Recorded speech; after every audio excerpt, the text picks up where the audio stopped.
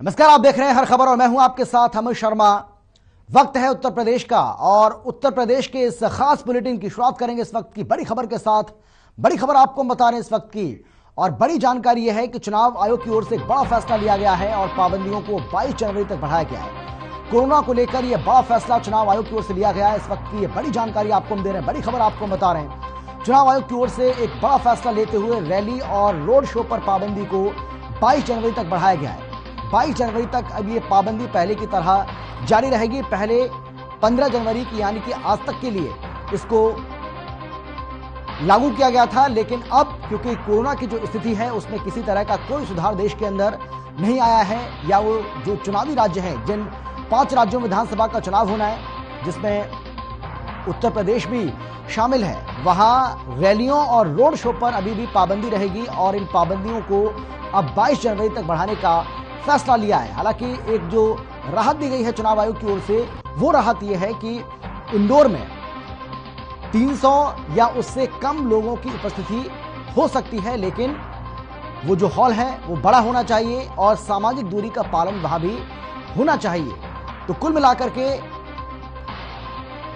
जिन पार्टियों को ये लग रहा था कि 15 जनवरी के बाद उनको राहत मिल सकती है, किसी तरह की कोई राहत चुनाव आयोग की ओर से उनको नहीं मिली है और अभी भी रैलियों और रोड शो पर पाबंदी लगाई गई है। रैली और रोड शो कोई भी पार्टी अभी भी नहीं कर सकेगी, क्योंकि कोरोना के मामलों में जिस तरीके से लगातार बढ़ोतरी देखने को मिल रही है, देश के अंदर ओमिक्रॉन के मामलों की संख्या बढ़ रही है, कोरोना के मामलों में लगातार इजाफा हो रहा है और यही वजह है कि चुनाव आयोग की ओर से पाबंदियों को नहीं हटाने का फैसला लिया गया है, ताकि कोरोना के मामलों में और ज्यादा बढ़ोतरी ना हो और चुनाव में कोरोना के इन बढ़ते मामलों के चलते किसी तरह का कोई खलल ना पड़े। और इसीलिए चुनाव आयोग की ओर से एक बड़ा फैसला लेते हुए रोड शो और रैलियों पर पाबंदी को बरकरार रखा गया है। लेकिन जिस तरीके से हमने आपको बताया कि एक राहत जरूर दी गई है कि इंदौर में जो हॉल बड़ा हो वहां पर 300 या फिर उससे कम लोग उपस्थित रह सकते हैं, लेकिन वहां भी सामाजिक दूरी का पालन होना चाहिए।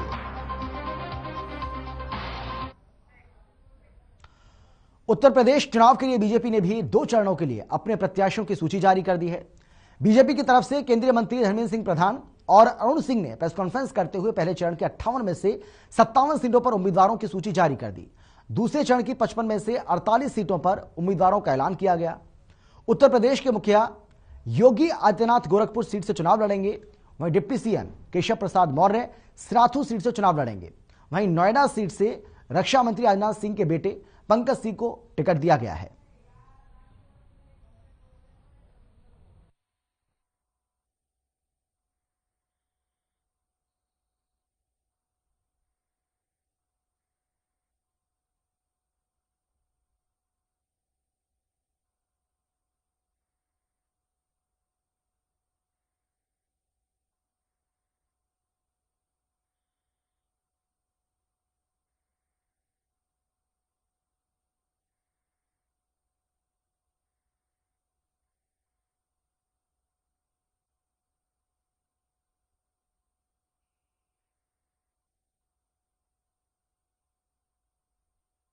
अड़तालीस सीटों को की जो लिस्ट है उसको जारी किया गया है, यानी कि 48 सीटों पर उम्मीदवारों को उतारा गया है और पहले फेज में 58 सीटों पर चुनाव होना है, जिसमें से 57 सीटों पर भारतीय जनता पार्टी की ओर से ऐलान कर दिया गया है कि कौन कहां से उसका प्रत्याशी होगा। और बड़ी जानकारी आज निकलकर यह सामने आई कि मुख्यमंत्री योगी आदित्यनाथ गोरखपुर से चुनाव लड़ेंगे। इससे पहले मुख्यमंत्री योगी आदित्यनाथ, आपको याद होगा कि लगातार वहां से संसदीय चुनाव लड़ते रहे हैं, लोकसभा का चुनाव उन्होंने लड़ा, लगातार जीत भी हासिल की और अब वहां से विधानसभा का चुनाव लड़ने का भी ऐलान पार्टी की ओर से किया गया है। यानी कि मुख्यमंत्री योगी आदित्यनाथ एक बार फिर से अपने घर से ही चुनावी ताल को ठोकते हुए नजर आएंगे। इसके अलावा अगर हम बात करें डिप्टी सीएम केशव प्रसाद मौर्य की, तो वो भी चुनावी मैदान में है और सिराथू से उन्हें पार्टी ने चुनाव लड़ाने का ऐलान किया है, चुनाव लड़ाने का फैसला किया है। यह अब आपको हम बता रहे हैं। बीजेपी उम्मीदवारों की जो पहली लिस्ट जारी की गई है, किसे कहां से टिकट मिला है, यह आपको हम बता रहे हैं। सीएम योगी गोरखपुर से चुनाव लड़ेंगे, केशव प्रसाद मौर्य सिराथू से चुनाव लड़ेंगे, वहीं इसके साथ ही नोएडा से पंकज सिंह को टिकट दिया गया है। यह आपको हम यहां पर बता रहे हैं कि किस तरीके से अपने प्रत्याशियों को उतारा गया है, किस जगह से किसको उम्मीदवार बनाया है भारतीय जनता पार्टी ने। गाजियाबाद से अतुल गर्ग चुनावी मैदान में होंगे, लोनी से नंदकिशोर गुर्जर को एक बार फिर से उम्मीदवार बनाया है पार्टी ने। इसके साथ ही आगे बढ़ते हैं, बात करते हैं अतरौली की। तो अतरौली से संदीप सिंह को फिर से टिकट मिला है। अतरौली से संदीप सिंह जो कि कल्याण सिंह के पोते हैं, उनको टिकट मिला है। एतमादपुर से डॉक्टर धर्मपाल सिंह को टिकट दिया गया है।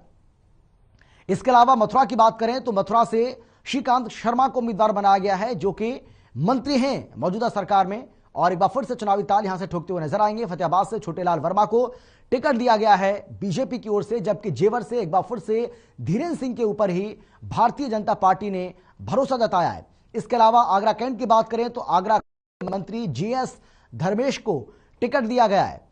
वहीं देवबंद से ब्रजेश सिंह रावत को भारतीय जनता पार्टी की ओर से अपना उम्मीदवार बनाया गया है। इसके अलावा सहारनपुर की बात करें तो यहां पर जगपाल सिंह को उम्मीदवार बनाया गया है। सहारनपुर से जगपाल सिंह होंगे उम्मीदवार। वहीं मुरादनगर से रितेश गुप्ता को भारतीय जनता पार्टी ने टिकट दिया है। इसके अलावा बागपत की बात करें जो कि एक महत्वपूर्ण सीट है, वहां से योगेश धामा को टिकट दिया गया है बीजेपी की ओर से। इसके अलावा चांदपुर से कमलेश सैनी को भारतीय जनता पार्टी की ओर से टिकट दिया गया।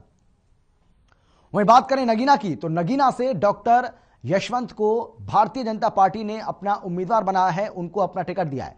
सिकंदराबाद से लक्ष्मीराज सिंह को भारतीय जनता पार्टी की ओर से टिकट दिया गया है, अपना उम्मीदवार बनाया गया है। तो बीजेपी उम्मीदवारों की यह पहली लिस्ट, और पहली लिस्ट में किसको जगह मिली है, किसको कहां से उम्मीदवार बनाया है, ये हमने यहां पर आपको सिलसिलेवार तरीके से बताया। उत्तर प्रदेश में आगामी विधानसभा चुनाव में एक के बाद एक राजनीतिक पार्टियां अपने प्रत्याशियों की लिस्ट जारी कर रही हैं। वहीं बीजेपी के प्रदेश उपाध्यक्ष दयाशंकर सिंह ने अपना बयान दिया है और उन्होंने कहा है कि पार्टी जिसको चाहती है उसको टिकट दे।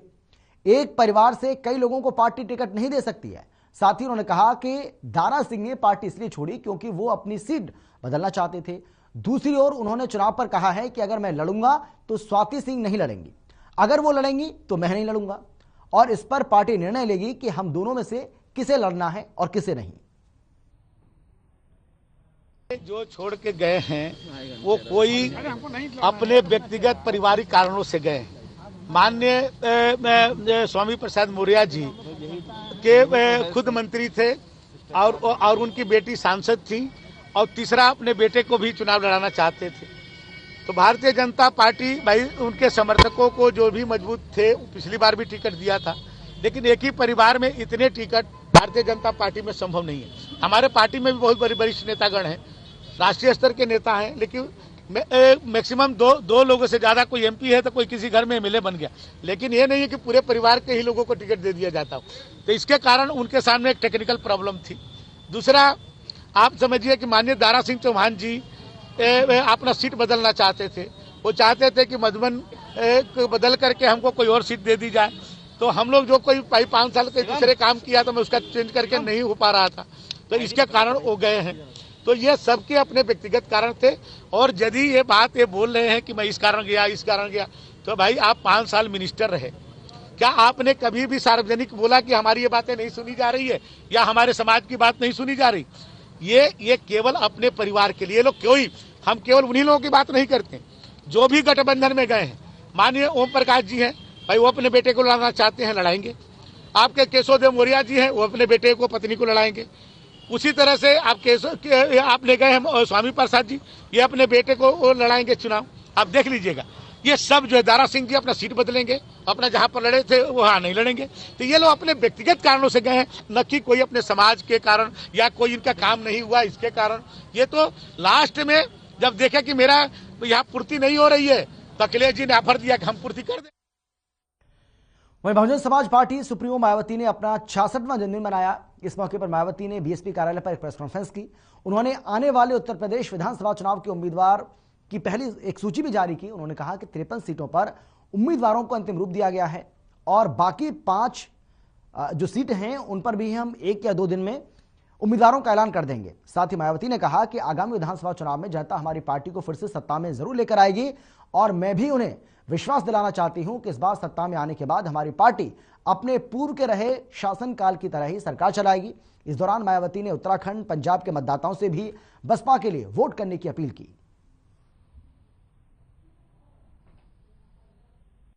प्रदेश में यूपी विधानसभा के आम चुनाव 7 चरणों में हो रहे हैं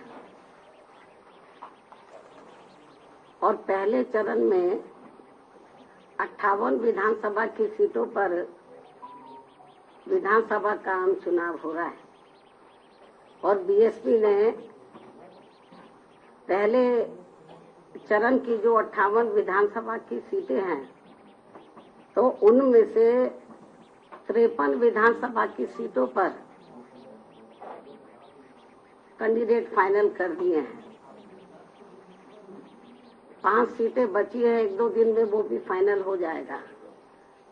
तो आज मैं अपने जन्मदिन के शुभ अवसर पर तो बीएसपी की जो उम्मीदवारों की सूची है तो उसको मैं पहले चरण की सूची आज मैं जारी कर रही हूँ।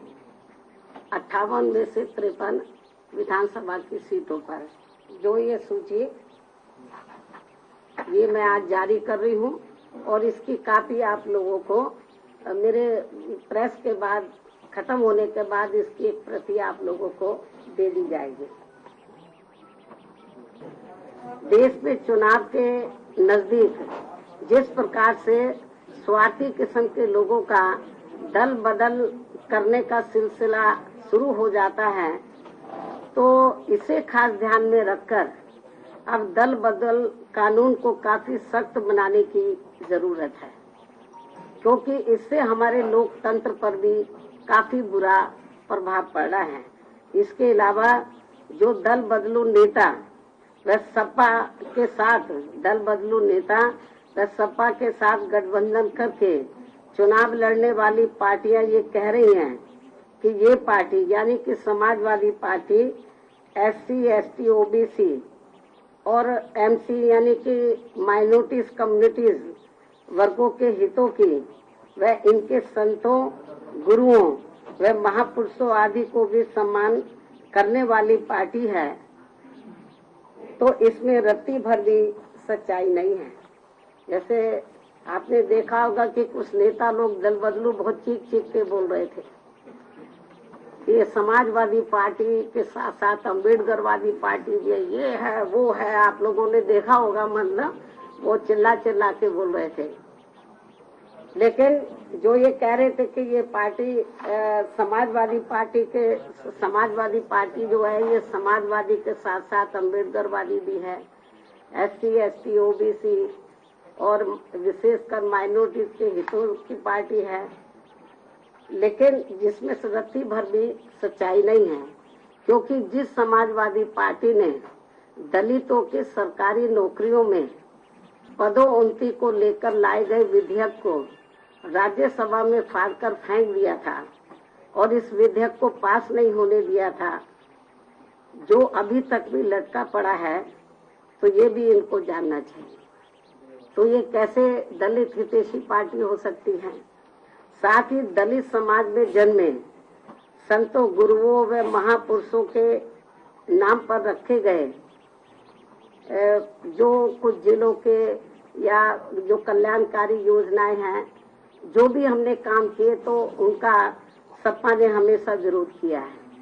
और इस संदर्भ में मैं आपको ये बताना चाहती हूँ, जब मेरी सरकार थी तो मेरी सरकार ने भदोई के नाम से नया जिला बनाया।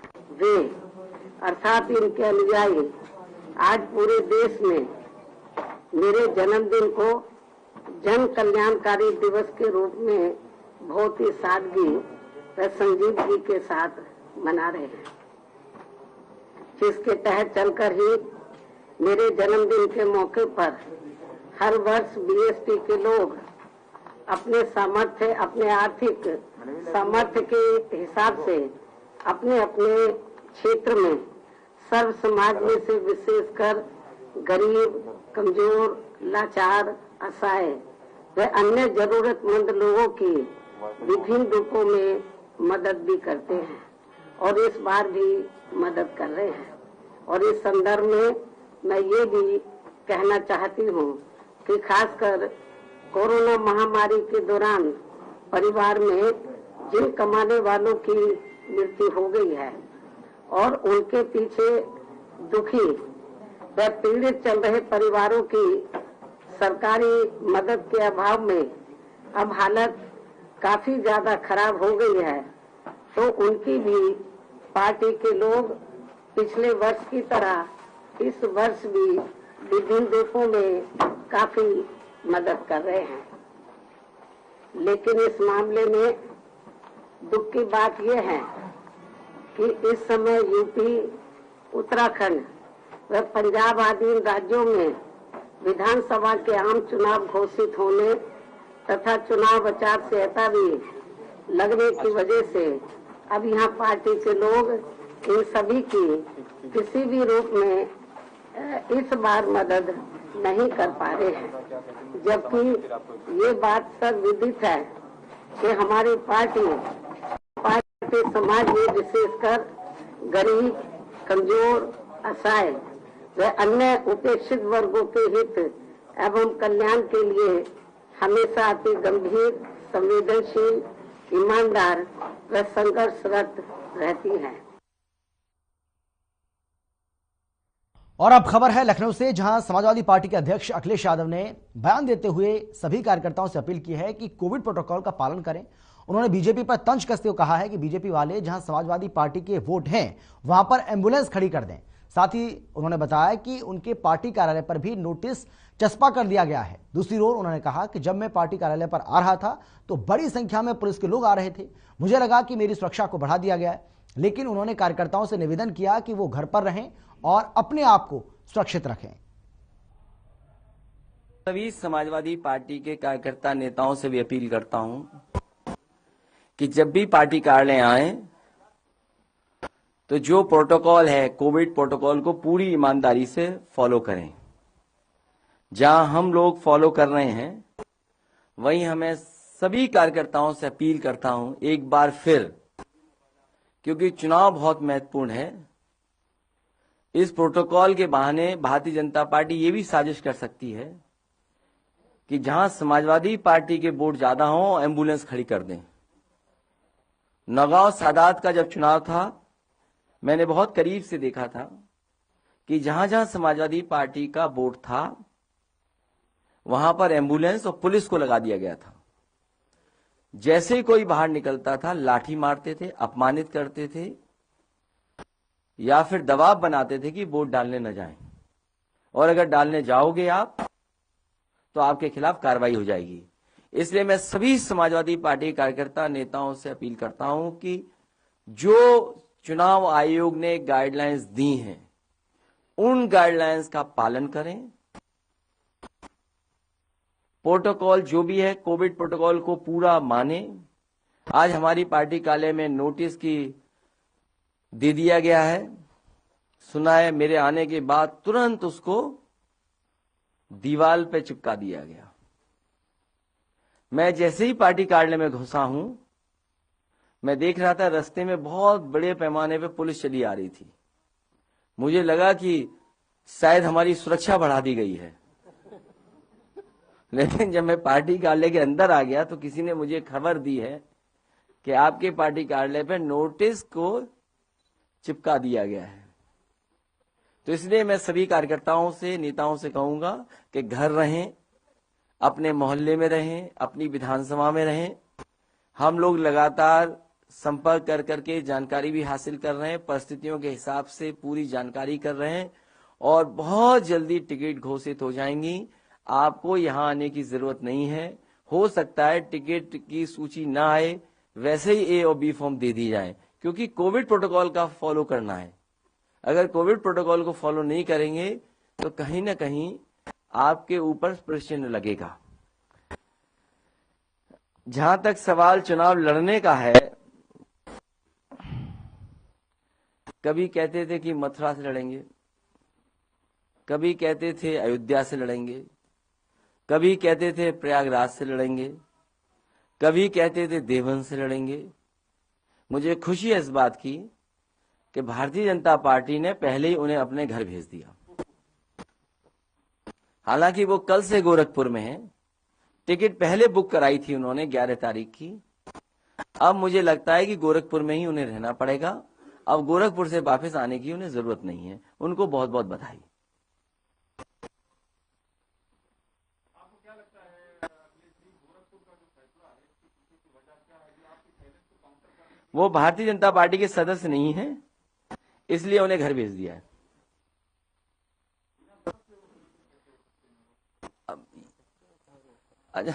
आप किसी पार्टी के सदस्य न हो तब भी आप मुख्यमंत्री हो सकते हैं। हाँ, किसी पार्टी के सदस्य हो तब भी आप बन सकते हैं मुख्यमंत्री। और अभी तो जनता को भेजना था, जनता के भेजने से पहले ही भेज दिया ने वापस।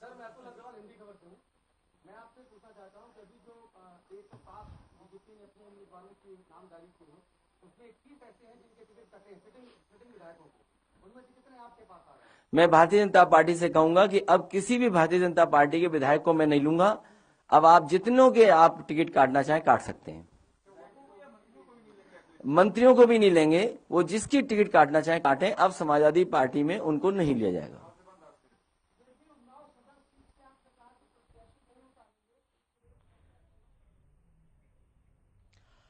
समाजवादी पार्टी के कार्यकर्ताओं पर कार्यालय में भीड़ जुटाने के कारण उन पर मुकदमा दर्ज कराया गया। समाजवादी पार्टी के स्वामी प्रसाद मौर्य ने बीजेपी पर वार करते हुए कहा है कि सबसे पहले मुख्यमंत्री योगी आदित्यनाथ पर मुकदमा दर्ज करना चाहिए।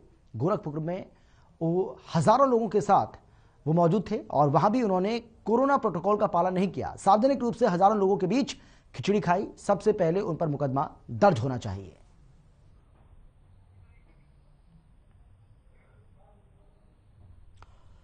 तो स्वामी प्रसाद मौर्य ने कहा है कि अगर हमारे ऊपर या समाजवादी पार्टी के कार्यकर्ताओं पर यह कहा जा रहा है कि मुकदमा दर्ज होना चाहिए क्योंकि हमने भीड़ जुटाई है, इसके साथ ही उन्होंने ये कहा है कि गोरखपुर में जिस तरीके से एक दलित के घर उन्होंने भोजन किया मुख्यमंत्री ने, उनके ऊपर भी मुकदमा दर्ज होना चाहिए क्योंकि वहां भी हजारों की संख्या में लोगों की उपस्थिति रही है।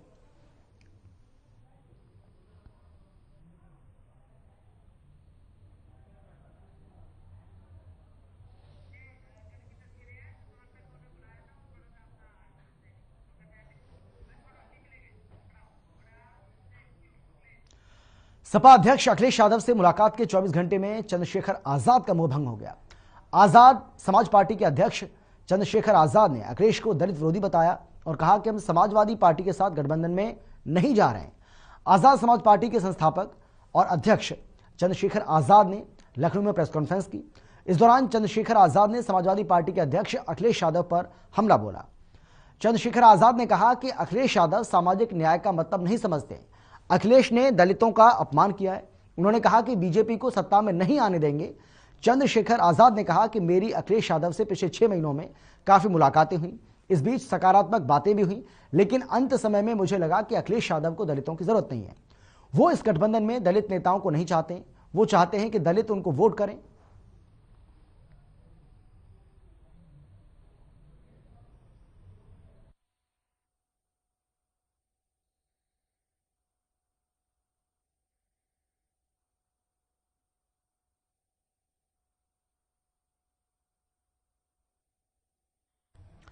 और इसी के साथ अपना उत्तर प्रदेश में फिलहाल इतना ही। एक छोटे से ब्रेक के बाद फौरन लौट रहे हैं। आप देखते रहिए हर खबर।